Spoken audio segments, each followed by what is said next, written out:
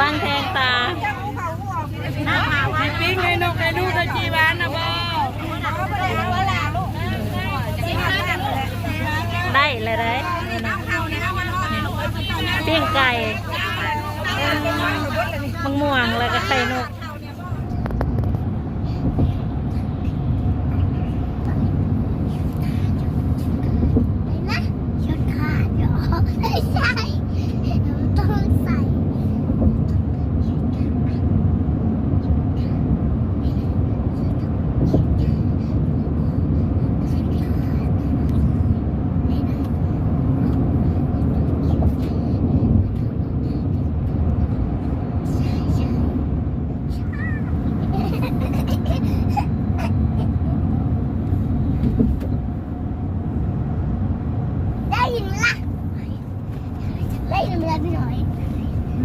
ไม่ได้ยินเลยค่ะ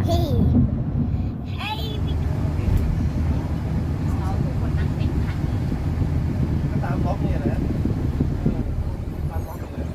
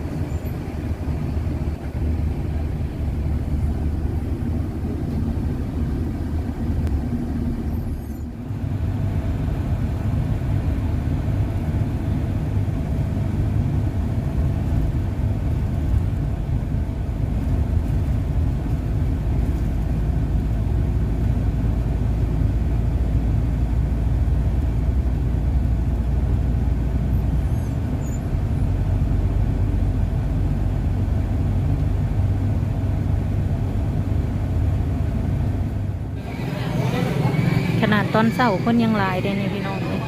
คนหลายเคลียร์รถเขาเจ้าเริ่มเก็บขากระเป๋าแล้ว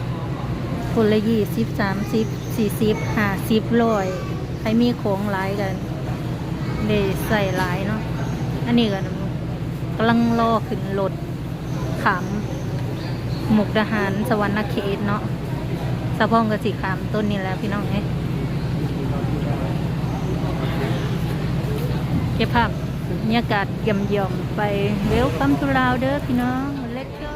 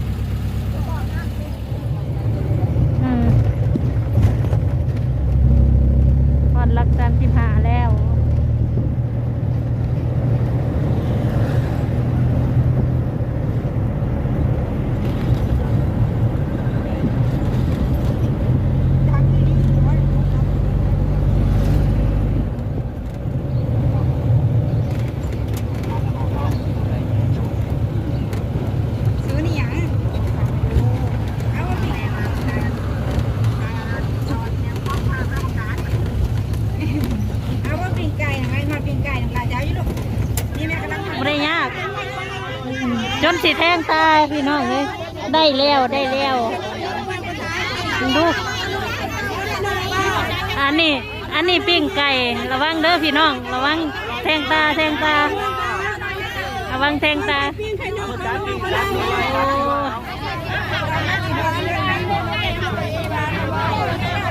แทงตาเด้อพี่น้องระวังแทงตาให้ปิ้งให้นกให้ลูกให้จีวานนะบ่ ได้เลยได้ปิ้งไก่มังม่วงแล้วก็ไข่นกพี่น้องเขาอยู่ในรถนี่ส่งสิได้ปิ้งไก่เบิดทุกคนเนาะ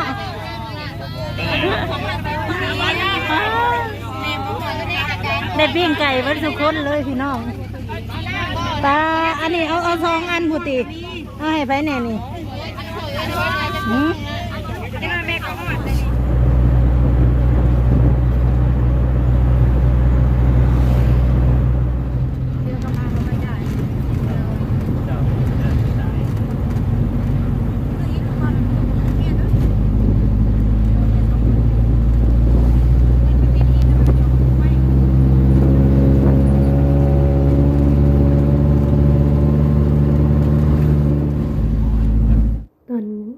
ตอนนี้เขาก็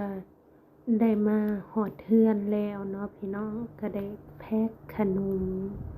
มีเมเถานุ่นน้องจอยน้องแพนแล้วก็น้องผู้เนาะที่แพ็คแล้วก็ไม่ใหญ่ช่วยกันแพ็คขนมเพื่อจะเอาไปแจกให้เด็กน้อยเมื่อออกพรรษาเนาะขอโทษขออภัยหลายๆที่สาวพองนุ่มคิดซ่าเนาะพี่น้องเพราะว่าเนื่องจากว่ากลับมาเหตุการห่างหายไปหลายเดือนหลายปีเนาะพี่น้องก็ขอโทษขออภัยหลายๆก็ยังคิดฮอดคิดถึงพี่น้องคือเก่าเด้อพี่น้องเอ้ยบ่ได้ลืมบ่ได้ไล่แต่ว่าสาวพองก็มีภาระหน้าที่ทำภารกิจของตัวเองเพื่อบรรลุเป้าหมายเนาะบางที่ลงคลิปก็ขัดให้หายไปนี่ก็ขอโทษขออภัยแต่ว่าเฮาก็ยังทำในสิ่งที่เฮาอยากทำเหมือนเก่าเหมือนเดิมมีสิ่งใดเล็กน้อยที่ช่วยเหลือชาวบ้านหรือว่าที่แจกจ่ายบุญเฮาก็คอยเฮ็ดตลอดเนาะถึงว่ามันสิบ่หลายถึงว่าสิบ่มีผู้สนับสนุนเฮาก็ตามแต่ด้วยน้ำพักน้ำแห้งเฮาก็เฮ็ดไปเทื่อละเล็กเทื่อละน้อยก็ยังคือเก่าเนาะพี่น้องถ้ามีโอกาสก็เฮ็ดบุญทำทานคือเก่าถึงว่ามันสิเล็กสิน้อยก็อย่าเป็นความสุขส่วนบุคคล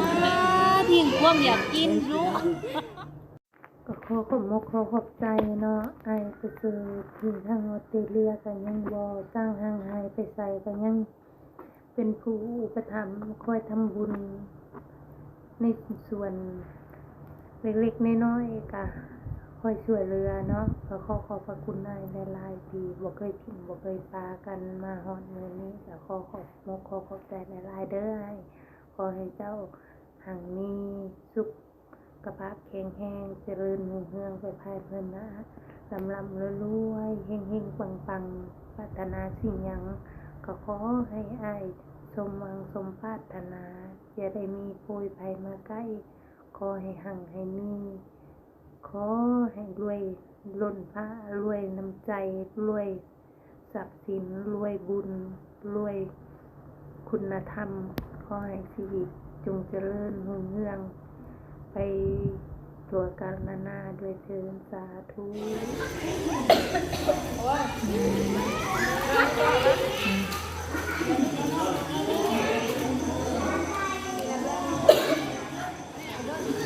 นี่ใช่ไอ้กันเด้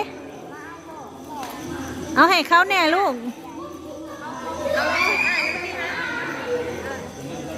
เอาไปให้อ้ายน้ำอ้ายบ่กล้ามาเอาให้พูละห่อเด้อเพราะว่ายันมันบ่คู่กันย้ายให้ทั่ว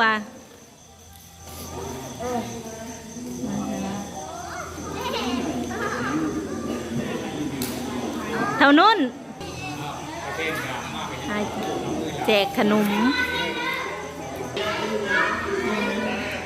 นะทีมุก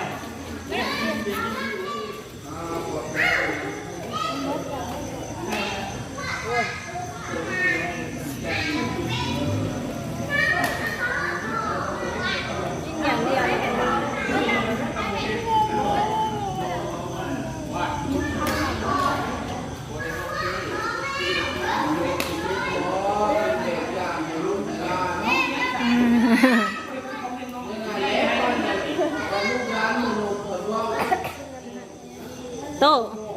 โตเอาโตเอาโตแซ่บบ่แซ่บ เจ็บแห้งบ่ แห้งบ่ทางนี้ดูหันมาดูแห้งบ่ น้ำปลาไว้นั่นแหละไปน้ำปลาพอเลย แซ่บแห้งบ่บ่เป่า เจ็บแห้งบ่นุ่มน่ะ แซ่บ มีอะไรอยู่ด้วย มัน ใครได้ห้องแก้มเลยจะแก้ขนมเลย เป่าเป่า อันนี้ห้องนอนอยู่ใส่ห้อง เป่าเจ้าก็กินเป็นบ่ลูกน้อยๆนี่กะเอ้ย ลูกกับเบิร์ดกองน้องกับเบิร์ดกอง อ่า